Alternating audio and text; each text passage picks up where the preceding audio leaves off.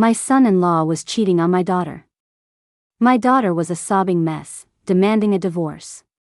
Then she turned to me and asked if I was leaving my husband, too. Without a second thought, I said, hell yes. After all, she's my only baby girl. I'm counting on her to take care of me in my old age. Men aren't worth a damn. It was my daughter who schemed her way into marrying an heir, and then immediately played matchmaker to get me hitched to the heir's tycoon father. Somehow, at over 50 years old, I'd married into money and become a society wife. So now that she wanted a divorce, it was only natural for me to follow suit. Who would have thought the silver-haired tycoon would put out a city-wide bulletin looking for me? That useless stepson of mine had it coming, but I never did anything to wrong you. You are not leaving me. My son-in-law's old flame, Jennifer, came back to the country and started stirring up trouble. In a fit of anger, my daughter slipped in the bathroom, had a fall, and lost the baby. I walked into the hospital room with chicken soup and flowers, and she turned her pale little face toward me. Mom, she said pitifully, I'm divorcing Brandon. Are you coming with me? Seeing her so weak and broken, my heart ached for her. Of course, I said, my voice firm. If you're leaving, Mom is right there with you. My daughter nodded, relieved. Okay, grab everything valuable. I'll have someone draw up 2 sets of divorce papers. I hesitated. The most valuable thing I owned was the small villa the silver-haired tycoon had just bought for me. It was the first time in my life I'd ever experienced the thrill of an older man spoiling me with his money. I was so excited I couldn't sleep last night. My daughter's father was a dirt-poor gambling addict. I married him when I was young and never had a single day of peace. He had no money but was hooked on gambling. When he lost, he'd come home drunk and beat me. He broke my ribs, my skull, you name it. I scrimped and saved, working as a maid, and finally managed to put my daughter through school. Then, her dad suddenly died of a heart attack. It was like a prayer had been answered. Kids from poor families grow up fast, and my daughter was incredibly driven. She'd never even been in a relationship, but in college, she somehow managed to snag a rich kid, Brandon. She successfully pushed his old flame out of the picture. After graduation, she became the young Mrs. Harrison. She always had a soft spot for me, and once she was living the high life, she didn't forget to bring me into the fold. She set me up with Brandon's tycoon father. The two of us teamed up and managed to drive away his dad's longtime female confidant. From my early years as a maid, I was an expert at reading my employers. I could give massages, brew the perfect tea, and cook all sorts of delicious food. I managed to tame that grumpy old codger, Mr. Harrison, until he was eating out of the palm of my hand. And just like that, I married into the family and became a wealthy wife. He gave me expensive jewelry, clothes, and bags, but I didn't care for any of it. At my age, what was the point of all that vanity? But the villa, I loved the villa. When I was young, my daughter's father and I were practically homeless. When we couldn't afford rent, we lived in a straw hut. In the winter, it was freezing cold, and my hands were covered in frostbite. When it rained hard in the summer, the roof would leak, soaking our blankets. It was beyond miserable. I dreamed of owning a home in my own name. But I never imagined that just as Mr. Harrison bought a villa for me, my daughter would decide to get a divorce. Damn that son-in-law of mine. He could have cheated any other time, but he had to pick right now. He always seemed so put together and was usually good to my daughter. But this time, after Ashley slipped and miscarried, he hadn't even shown his face. I was furious, too. A divorce it is, then. If I don't stand up for my own daughter, who will? I was an orphan from a young age. My adoptive mother took me from the orphanage. She couldn't have children of her own. She raised me until I was 9, then suddenly got pregnant and had 3 sons. I became the family maid, doing every chore imaginable. When I was 16, my adoptive mother married me off for $500. I ran away, but I was caught and beaten. Later, I got pregnant and had my daughter. After she was born, I couldn't bear to run away again. For her, I could endure any amount of suffering. In this whole world, she was the only person who was truly mine. I still remember when she was 9, she tried to stand between me and her father to stop him from hitting me. He slapped her so hard he perforated her eardrum, and she hit her forehead on the corner of a table. Later, in high school, she'd save the chicken leg from her school lunch and sneak it to me in the evening. "Mom, I don't like chicken legs," she'd always say. But I knew she loved them. She just saw me eating nothing but pickled vegetables at every meal and felt sorry for me. Before her college entrance exams, she was so nervous she came down with a high fever, muttering in her sleep, "Mom, I'm going to get into a good university. One day, I'll make sure you live like a queen."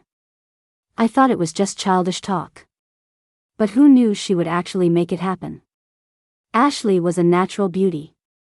In high school, countless boys chased after her. Her desk drawer was constantly stuffed with love letters, and boys would call the house for her.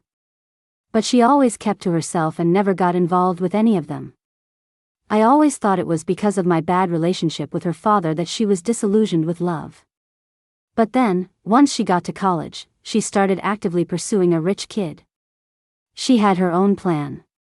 "Mom, all men are the same," she told me. "I'm going to find a rich one and give you a good life." She set her sights on Brandon. She came up with all sorts of schemes to get his attention. Finally, after a club event at a karaoke bar, she drank some liquid courage and gambled her virginity to get him. I tried to talk her out of it. I hoped she would find a man who truly loved her. But my daughter was clear-eyed about the world. And she won her bet, marrying the heir. The wedding was incredibly lavish. She was breathtakingly beautiful in her $1 million wedding dress. I cried several times. Relatives who used to look down on us were suddenly seeing us in a new light. My mother-in-law and sister-in-law even came all the way from out of town. They told me I had raised a good daughter.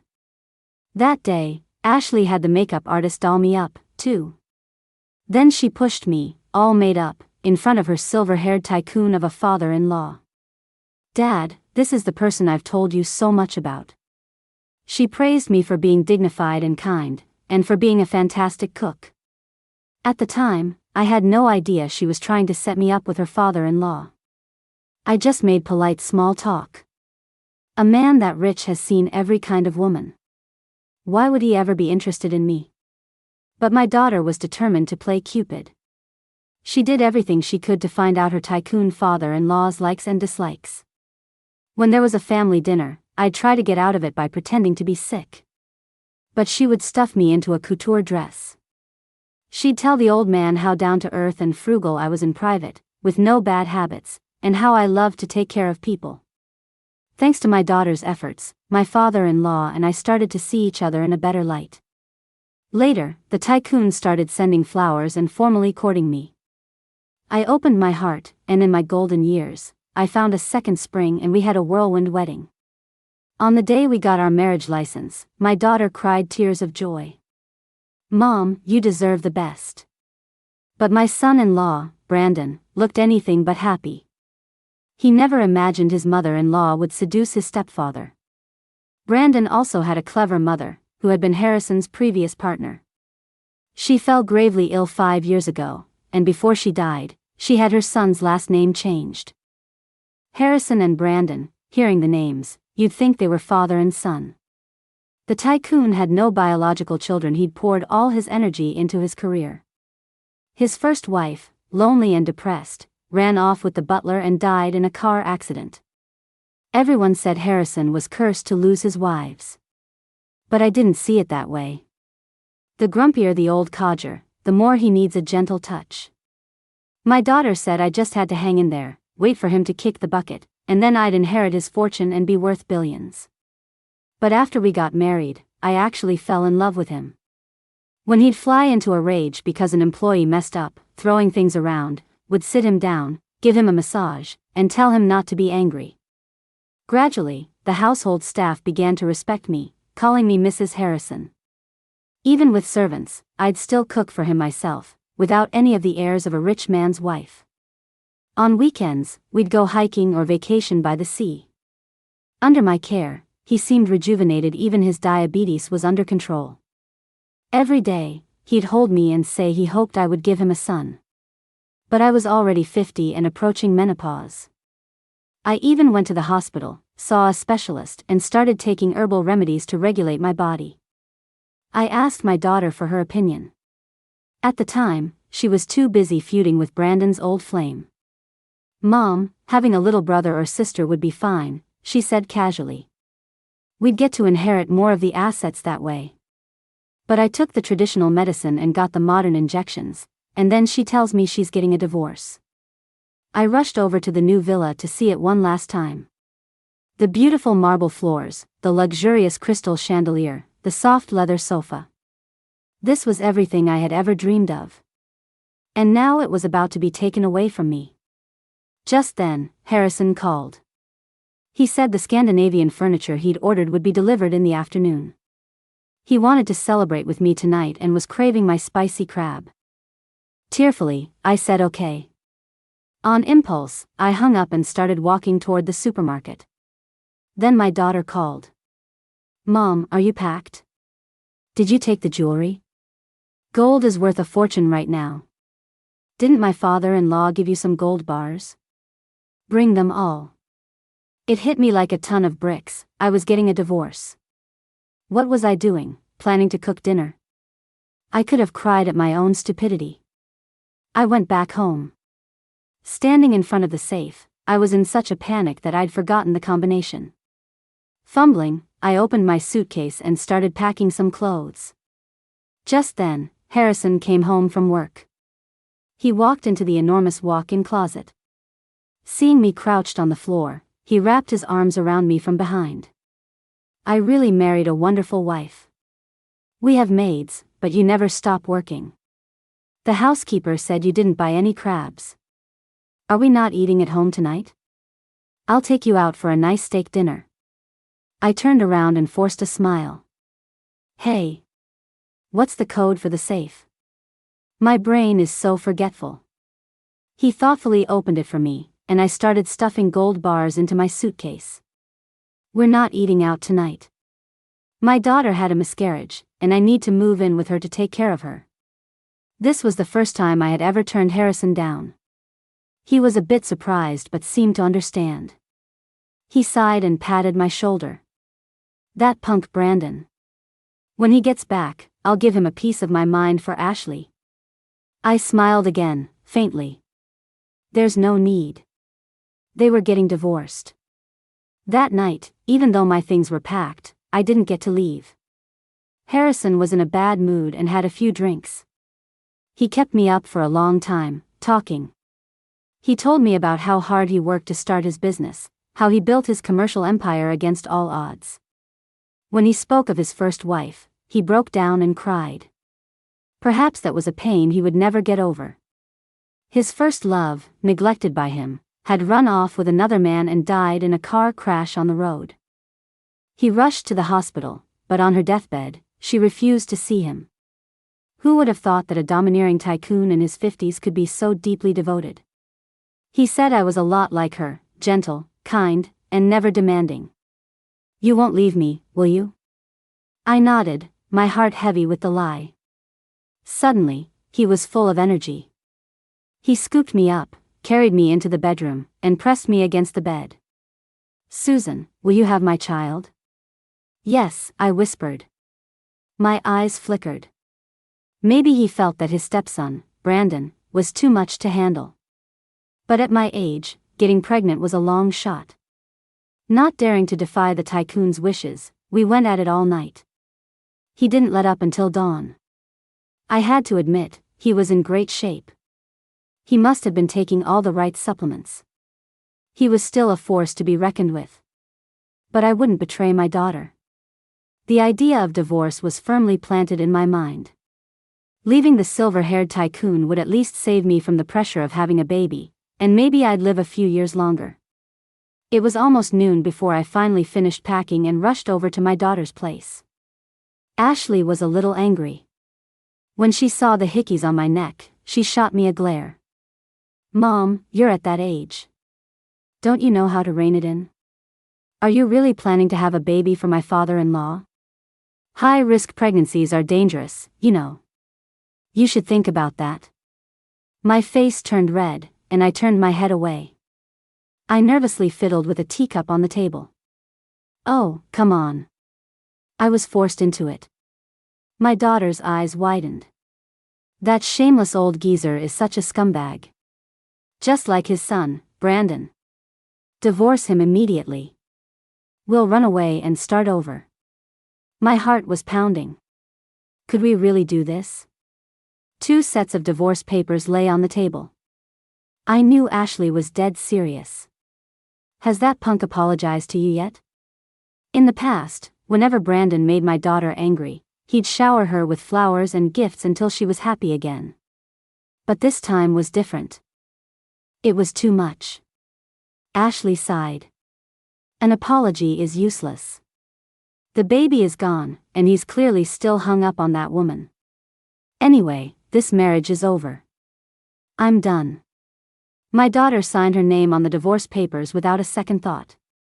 Mom, you're not having second thoughts, are you? I grabbed the other document with a sense of duty and signed my name without hesitation. All the money in the world couldn't compare to my own daughter.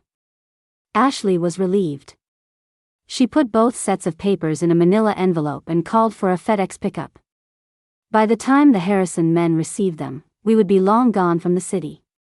For the next year, my daughter and I traveled the world with our money. We got new phones and cut off all ties to the past. She slowly recovered from that failed relationship. We'd watch the sunset, drinking wine and talking. We bought beautiful clothes and ate at the most expensive French restaurants. It was a life of freedom and happiness. The only thing we didn't touch was love.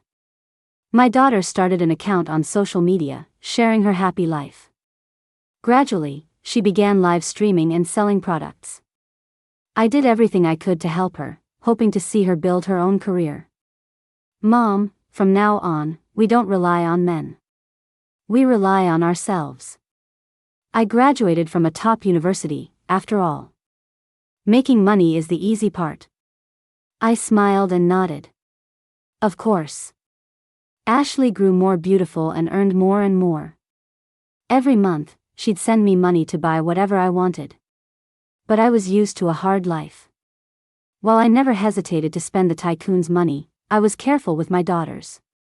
After all, Europe wasn't like back home. The cost of living was high.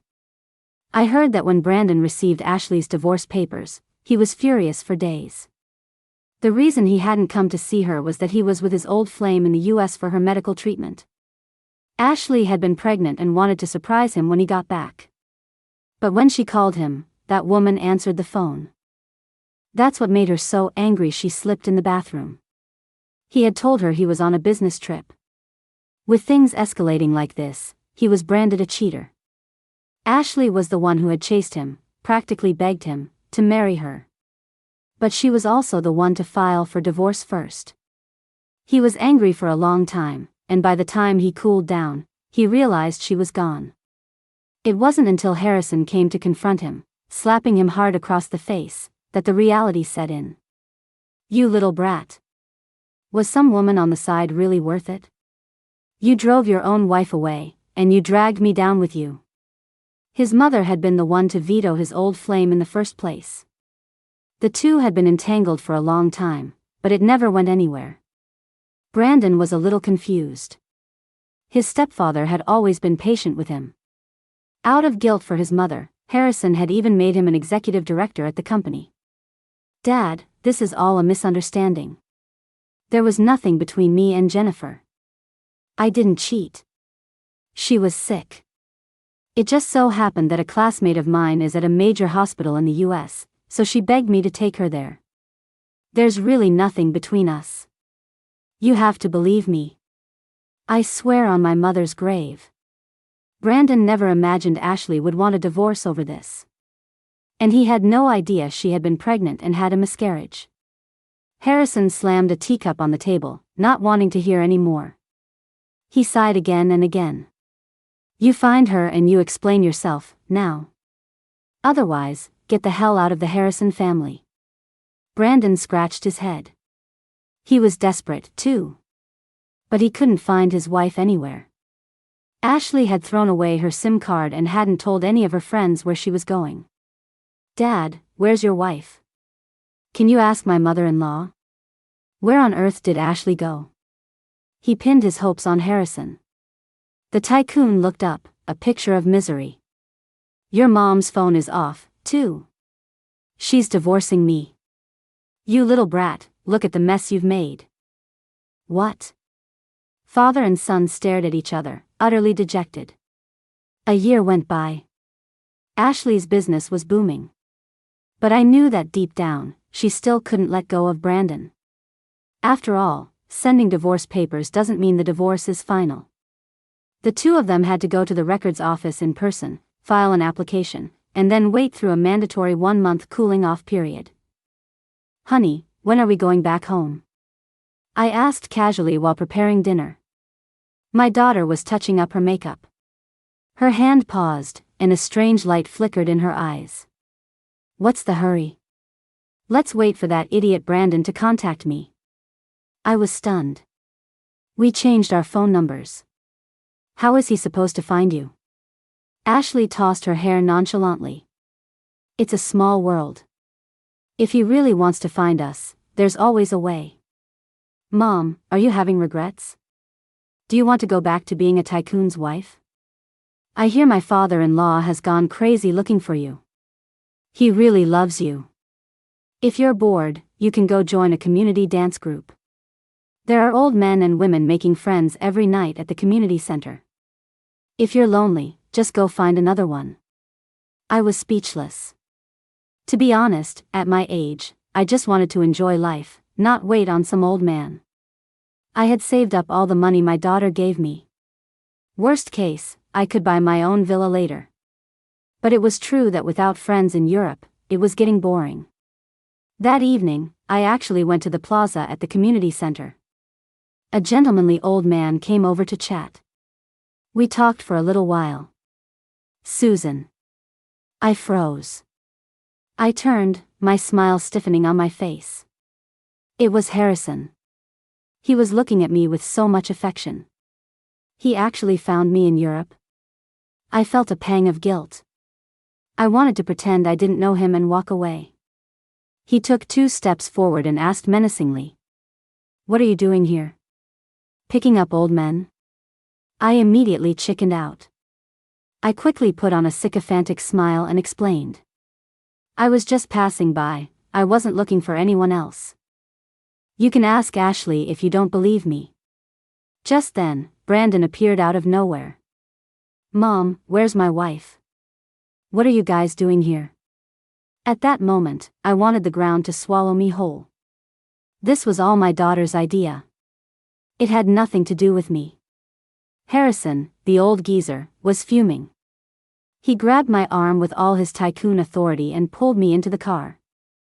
I shrank into a ball, too scared to speak, just wringing my hands. Why did you throw away your phone? I swallowed hard. Because my daughter was getting a divorce. I had to be with her. Harrison slammed his hand on the armrest. It was that punk Brandon who messed up. His wife running away is his own damn fault, but why did you do this to me? You said you loved me, and now you've changed your mind? You just wanted to find a new old man, didn't you? Since you've been gone, my blood pressure has skyrocketed. You are so cruel. I got anxious and quickly waved my hands. No, I wasn't looking for a new partner, don't get the wrong idea. I was just taking my daughter out to clear her head. We were always going to go back. After all, he had given me a new villa that I hadn't even spent a single night in. I had picked out all the decorations and furniture myself. How could I just hand it over to someone else? You and your precious daughter are quite the pair. You send divorce papers and then disappear. Hiding out in this little European town, living the good life. How nice for you. He was being sarcastic. I kept a fake smile on my face, feeling completely embarrassed. What divorce papers? That was just a joke. Don't take it seriously. When we get back, I'll tear them right up." Harrison suddenly burst out laughing. He looked at me with deep affection, his eyes full of love. Was it a little late to find true love at 50? I had made my peace. I just didn't know if Ashley would agree. Brandon didn't take after his domineering father. The moment he saw Ashley, he fell to his knees.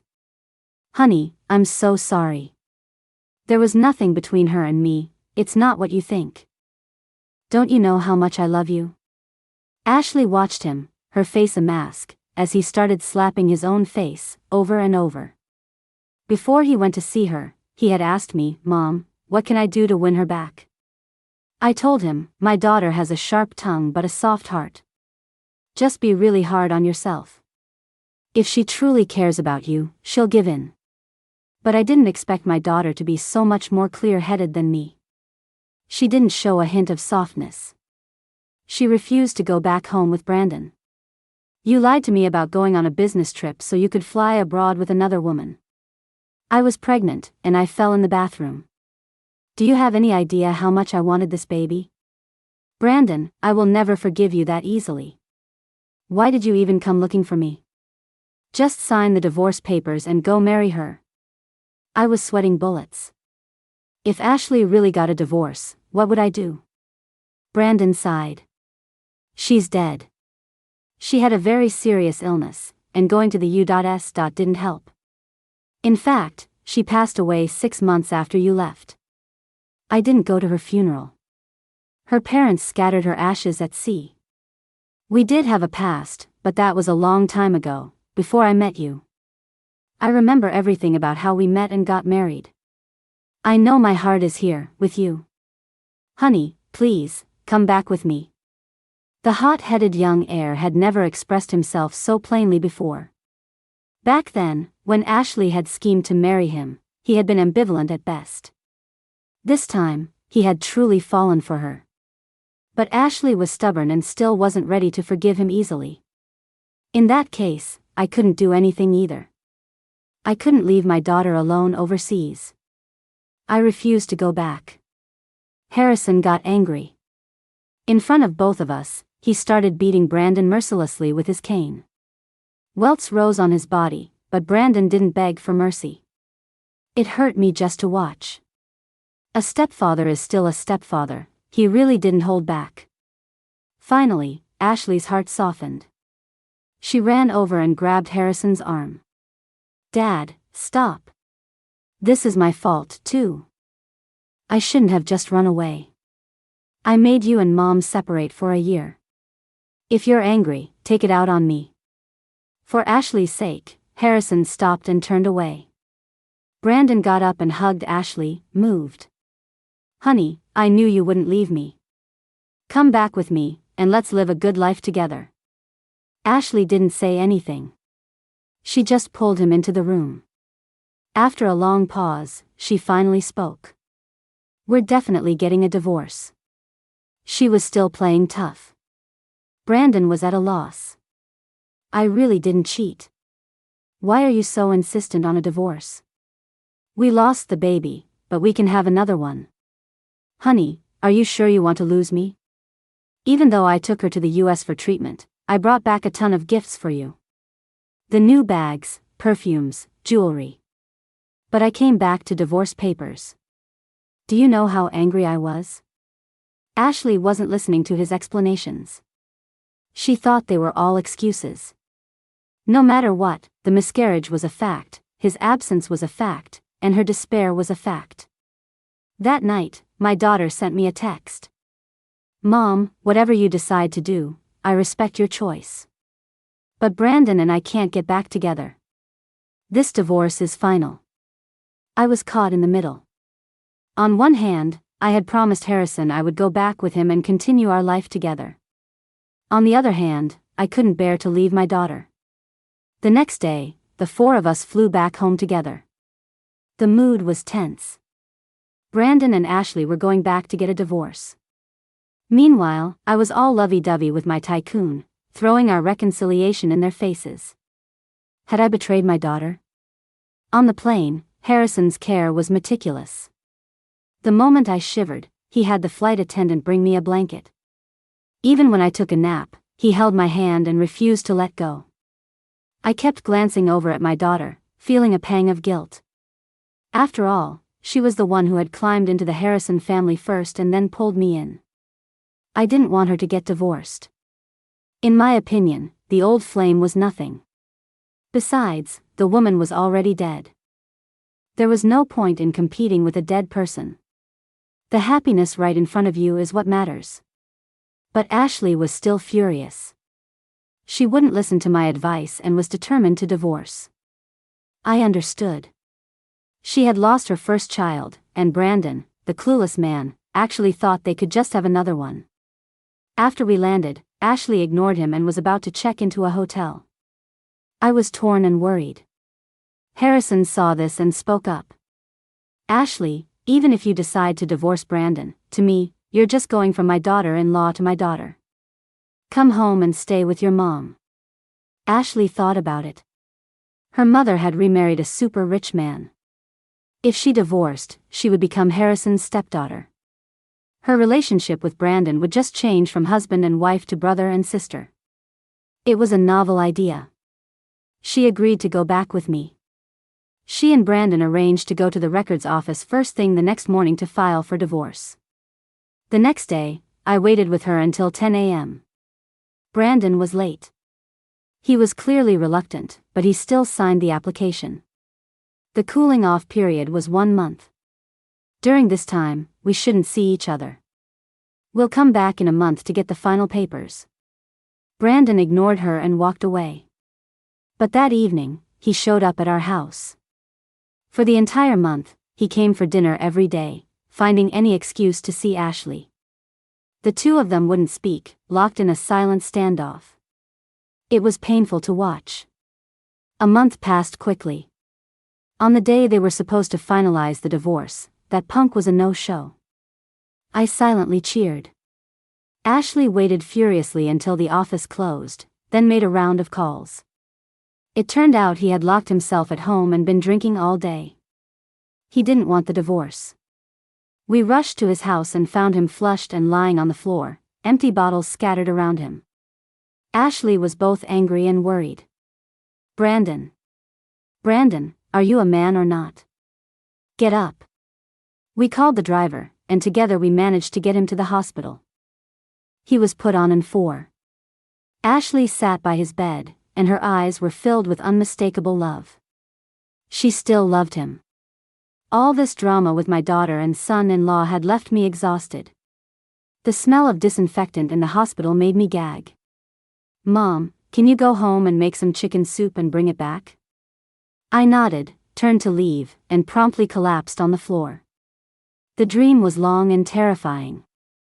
I saw Ashley's gambling-addicted father. I woke up in a cold sweat. Ashley and Harrison were both there. Their eyes held a mix of joy and concern. I sat up, confused. After decades of waiting on others, I'd always been strong as an ox. Why did I suddenly faint? Did I have some serious illness? Mom, congratulations. I was baffled. I don't know if you're giving me a little brother or a little sister, Ashley added. Harrison was beaming. The doctor just said it's twins. It might be a boy and a girl. I was stunned. What did that mean? Brandon started lavishing praise on the old man. Dad, you've still got it. All those supplements paid off. Ashley said, Mom, if I'd known you were pregnant, I wouldn't have dragged you all over the world with me. The doctor says you need to rest.